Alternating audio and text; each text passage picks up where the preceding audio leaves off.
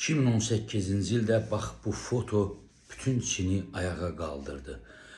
Fotoda olan uşağın 9 yaşı var. Adı Fang Wuman'dır. Bəli, o Yunnan əyalətində məktəbdə oxuyur. Və məhz bu foto çəkilən günü onun imtahanı vardı. O evindən məktəbə qədər -9 dərəcə şaxtada 5 kilometr yolu piyada qət etməli idi. Əynindəki gödəkçəsi isə qış gödəkçəsi deyil, nazik gödəkçədir. Çünki onun ailəsinin ona qalın qış gödəkçəsi alma imkanı yox idi. Amma bütün bunlara baxmayaraq Fang məktəbə çatır və imtahana gecikməmək üçün yol boyu qaçır. Tərli-tərli gəlir məktəbə və bu fotonu məktəbdə onun müəllimi çəkir. Onun saçları donmuşdu, o tir-tir əsirdi.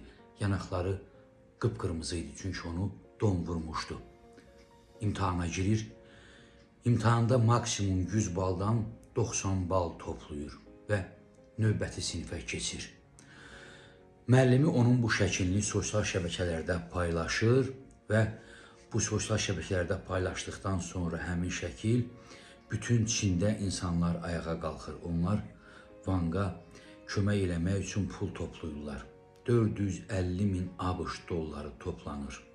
O 450 min ABŞ dollarının hamısı Vang'ın məktəbində olmayan istilik sistemini quraşdırmağa, onun evində istilik düzəltdirməyə, əyninə qalın kutkalar almağa və digər uşaqlara, məktəbdə oxuyan bütün uşaqlara qalın gödəkçələr almağa sərf olunur. Üstəlik, qalan bir hissəsi ilə Vang Pekinə yollanır oxumağa.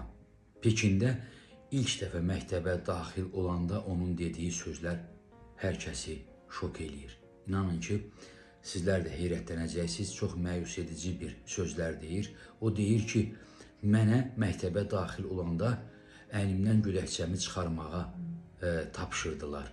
Amma mən gödəkçəmi əynimdən çıxara bilmirdim. Çünki bu günə qədər mən həmişə gecələr evimizdə soyuq olduğu üçün ac və susuz şəkildə gödəkçədə yatmışam. Bu gödəkçə sanki həmişə mənim əynimdə olmalıdır. İndi mən burada bir köynəkdə gəzməliyəm. Mən bunu edə bilmirəm. Mən buna alışa bilmirəm.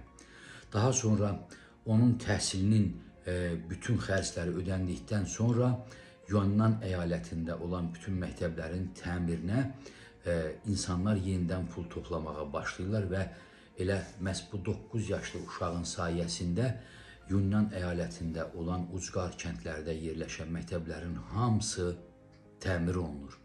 Yəni, bəzən əlimizdə olanların dəyərini bilmək lazımdır. Elə insanlar var ki, hal-hazırda bizim əlimizdə olanların %1-nə malik deyirlər, amma onun dəyərini və qədrini bizdən daha çox bilirlər.